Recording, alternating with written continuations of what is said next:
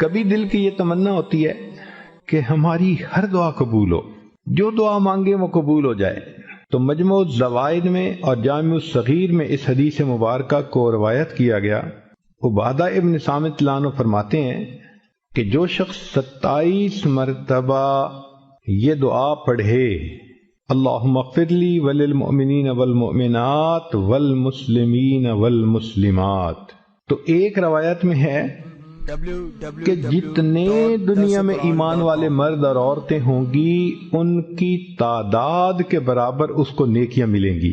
اب دیکھو ٹریلینز میں ہوں گے لوگ، ہر ایمان والے مرد اور عورت کے برابر نیکی، سبحان اللہ کتنا بڑا اجر، اور اس کو 27 مرتبہ پڑھنا ہے۔ اور دوسری روایت ہے کہ جو شخص اس کو 27 مرتبہ روزانہ پڑھے گا اللہ تعالیٰ اس کو مستجاب الدعوات لوگوں میں شامل فرمائیں گے، یعنی اللہ تعالیٰ اس کو وہ درجہ دیں گے کہ اس کی دعائیں ضرور قبول ہوں گی اللہ کے ہاں۔